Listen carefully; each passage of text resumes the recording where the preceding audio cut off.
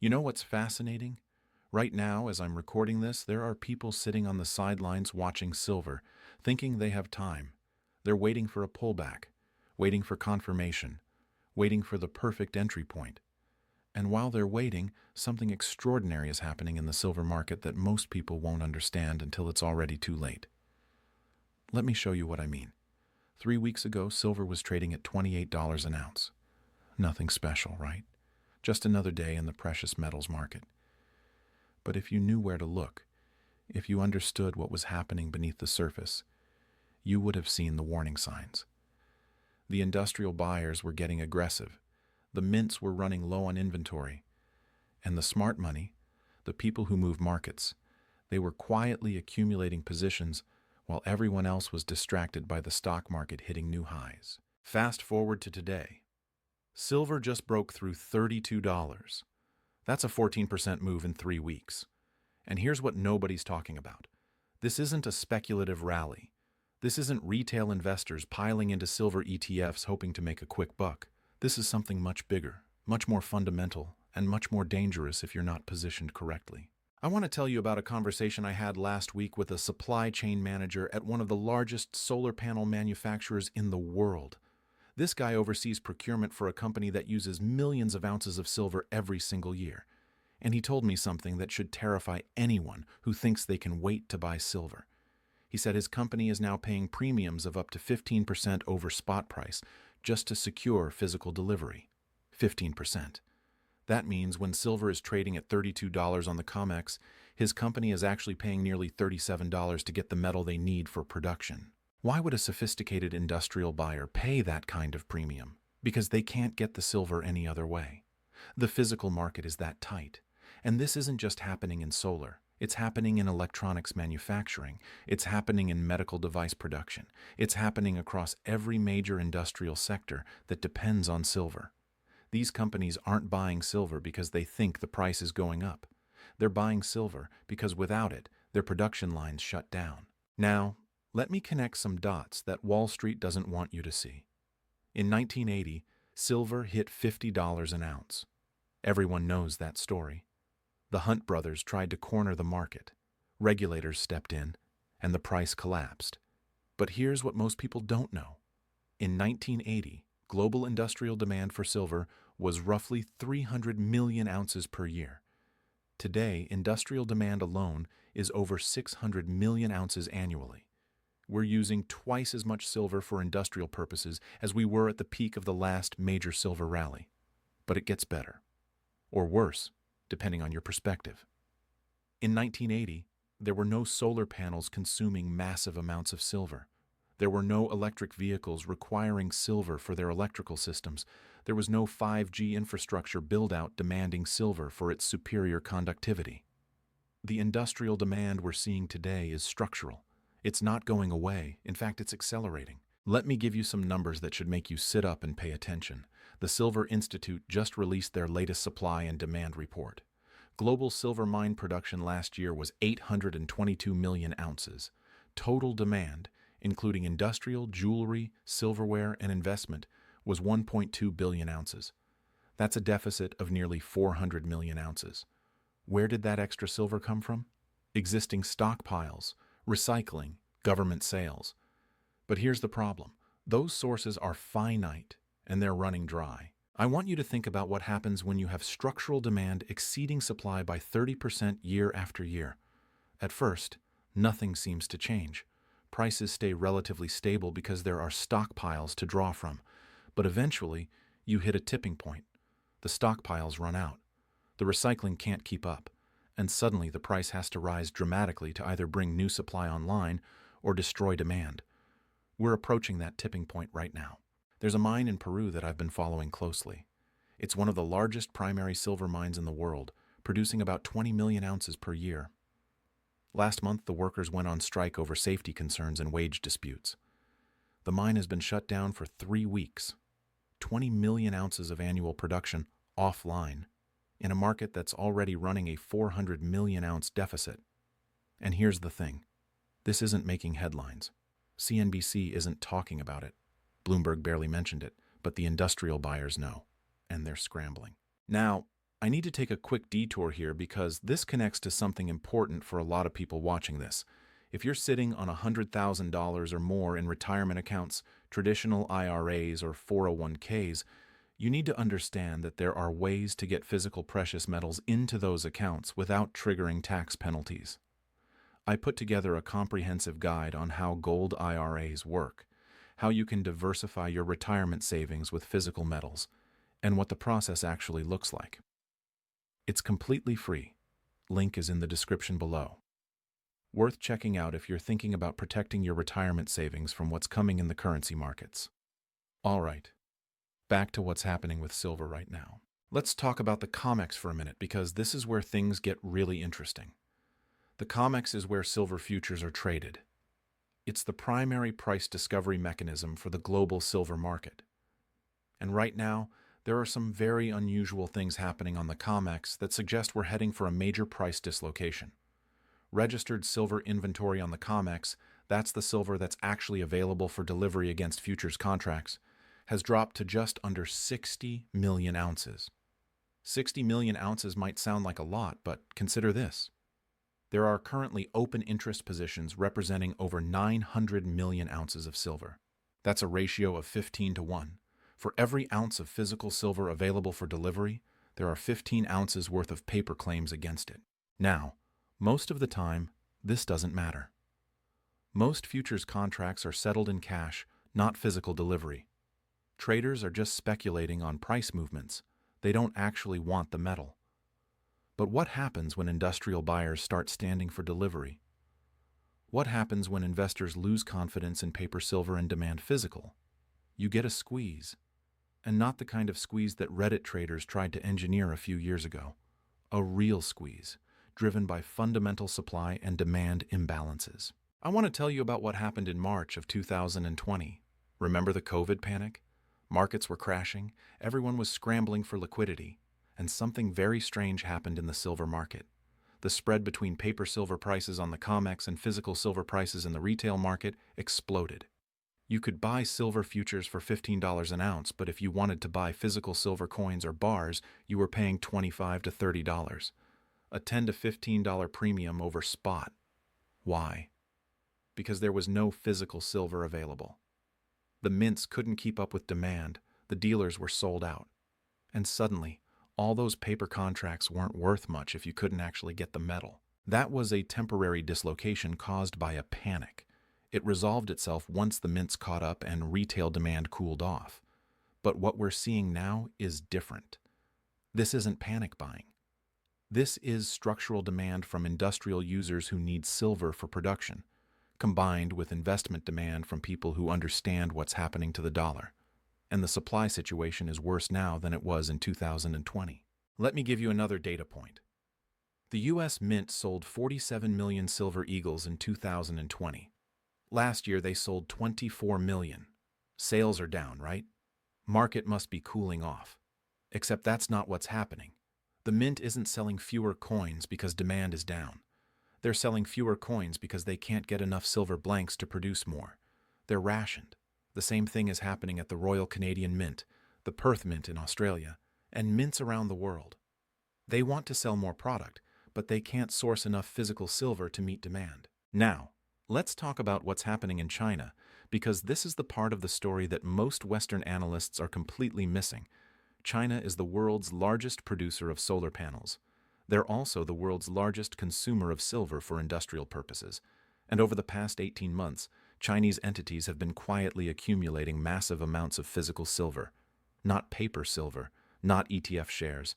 Physical metal stored in warehouses in Shanghai and Hong Kong. Why would China be stockpiling silver? Think about the geopolitical situation. China is trying to reduce its dependence on the US dollar. They're building out the Belt and Road Initiative, which requires massive amounts of infrastructure and industrial production. They're investing heavily in renewable energy and electric vehicles. All of these initiatives require silver. And if you're China, and you're looking at a global silver market that's running structural deficits, what do? You secure your supply now, before prices go parabolic.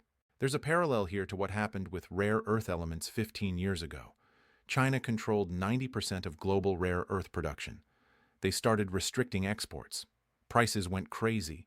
Western countries scrambled to develop alternative sources, but it took years. Silver isn't quite the same situation, but the principle is similar. If major industrial consumers start hoarding physical silver because they're worried about future availability, it creates a self-fulfilling prophecy. The hoarding itself tightens the market further, which drives prices higher, which incentivizes more hoarding. Let me tell you about a fund manager I know who runs a billion-dollar commodity fund. Smart guy, been in the markets for 30 years. 6 months ago, he started building a position in physical silver. Not futures, not mining stocks, physical metal stored in allocated accounts.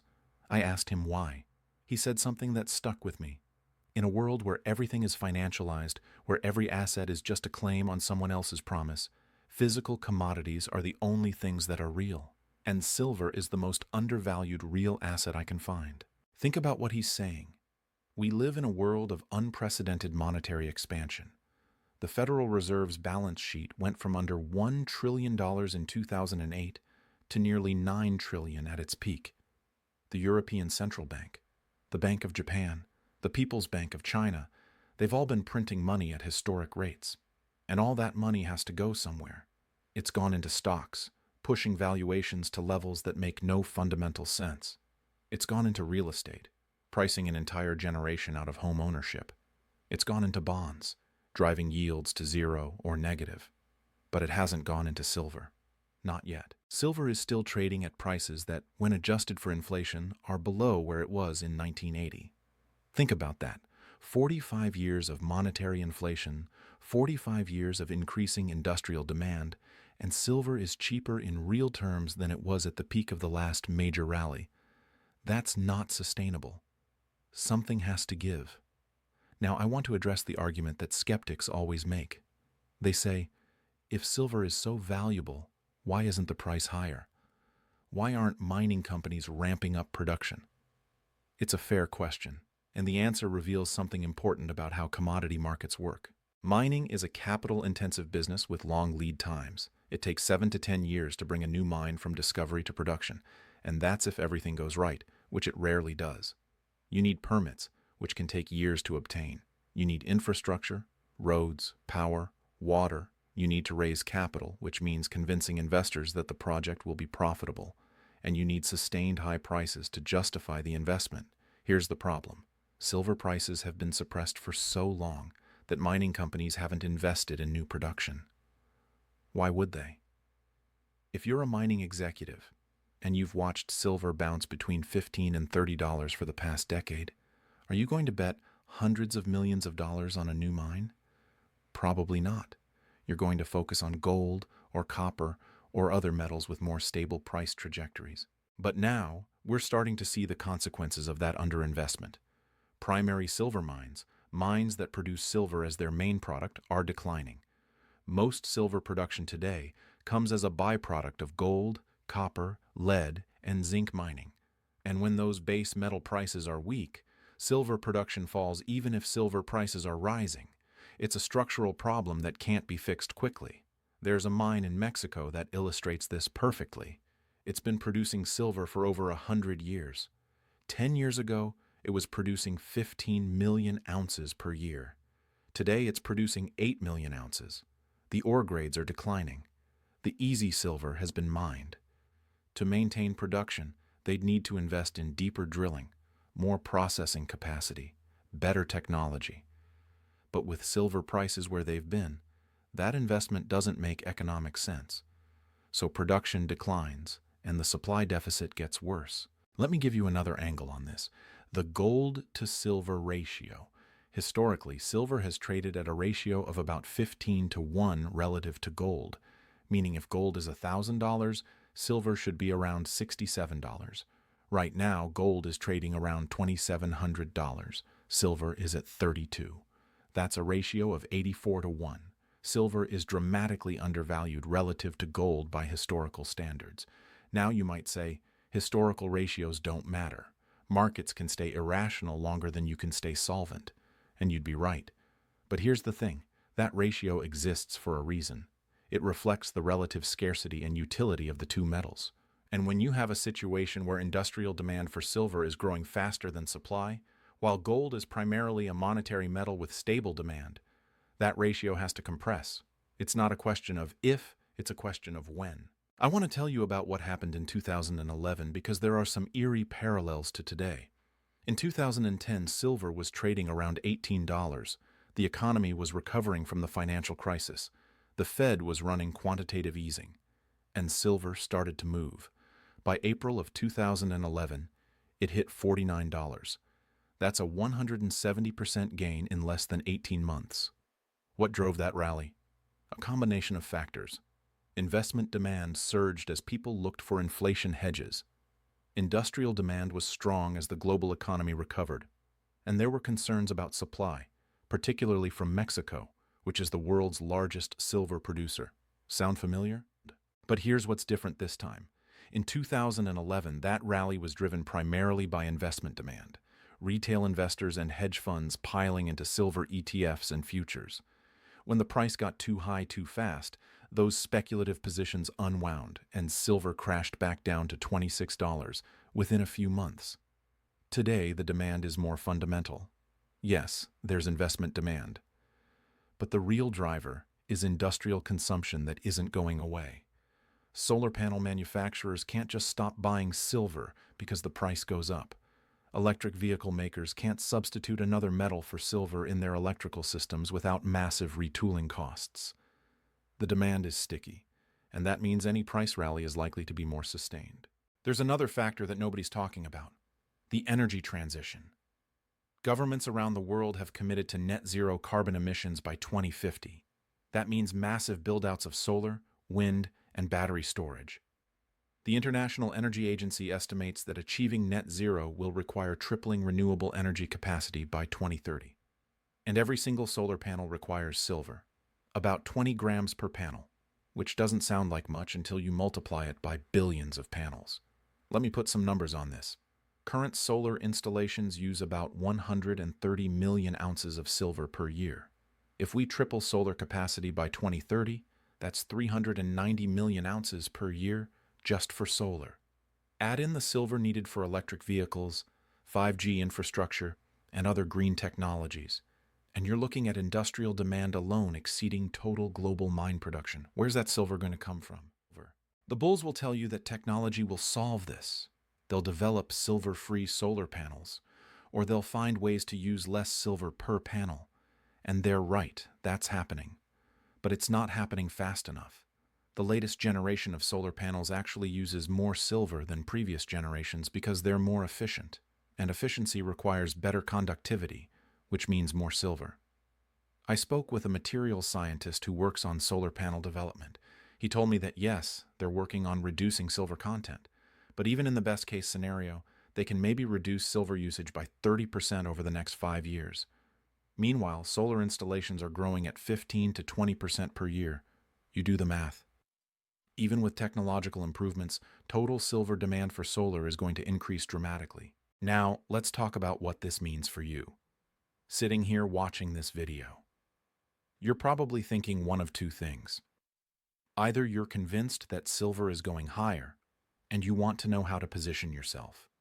Or you're skeptical, and you think I'm just another precious metals pumper trying to get you to buy something. If you're in the second camp, I get it. The precious metals community has been predicting the collapse of the dollar and the rise of gold and silver for decades. And for most of that time, they've been wrong. Stocks have gone up. The dollar has remained the world's reserve currency, and silver has gone nowhere. But here's what I'd ask you to consider. Just because something hasn't happened yet doesn't mean it won't happen. The conditions that the gold and silver bugs have been warning about, massive monetary expansion, unsustainable debt levels, loss of confidence in fiat currencies, those conditions are more extreme now than they've ever been. At some point, the fundamentals matter. At some point, you can't keep printing money without consequences. And even if you don't believe in the monetary collapse scenario, even if you think the dollar will remain strong and the Fed has everything under control, you still have to deal with the supply and demand fundamentals in the silver market.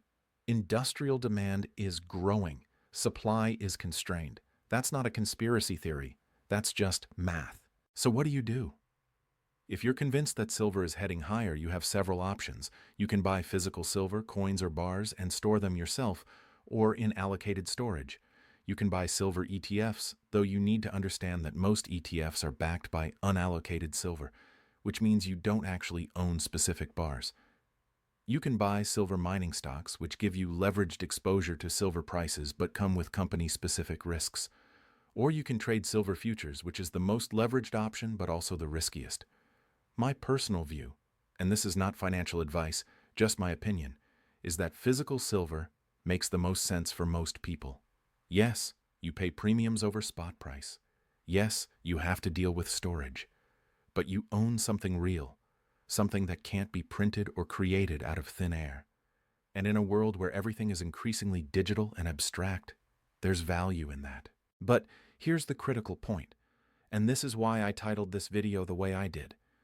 If you're going to buy silver, you need to move fast, not because I'm trying to create artificial urgency, but because the market dynamics are changing rapidly. 3 months ago, you could buy silver eagles for $3 over spot. Today, premiums are $5 to $7 over spot. 6 months from now, if the supply situation continues to tighten, those premiums could be $10 or $15 over spot. Or physical silver might not be available at any price. Remember what I told you about that supply chain manager paying 15% premiums to secure industrial silver? That's happening right now in the wholesale market. It's only a matter of time before those premiums filter down to the retail market. And when they do, the price you see quoted on financial websites won't matter. What matters is what you actually have to pay to get physical metal in your hands. There's a concept in markets called price discovery. It's the process by which markets determine the fair value of an asset. For decades, price discovery in silver has happened on the COMEX, in the futures market. But increasingly, the real price discovery is happening in the physical market. It's happening in the premiums that industrial buyers are paying. It's happening in the spreads between paper and physical. And that real price is significantly higher than what the futures market is telling you. I want to close with a thought experiment. Imagine it's 2 years from now. Silver is trading at $75 an ounce. The solar build-out has accelerated. A major mine in Peru or Mexico has gone offline due to political instability. China has restricted silver exports. And suddenly, everyone who was sitting on the sidelines is trying to buy silver at the same time. What do you think happens to premiums? What do you think happens to availability? You'll be competing with industrial buyers who need silver for production. You'll be competing with institutional investors who are finally paying attention. You'll be competing with foreign governments who are trying to secure strategic reserves. And you'll be paying whatever price the market demands if you can get silver at all. Or you could act now, while premiums are still reasonable, while physical silver is still available, while most people are still ignoring what's happening in this market. The choice is yours. But understand that this window is closing. The smart money is already positioned. The industrial buyers are already scrambling, and the supply situation is getting tighter by the day. This isn't about fear, it's about recognizing reality. The silver market is broken. Supply and demand are fundamentally out of balance, and when markets are out of balance, they eventually correct. Sometimes gradually, sometimes violently, but they always correct. The question is whether you'll be positioned correctly when it happens, or whether you'll be one of the people watching from the sidelines, wishing you'd acted when you had the chance.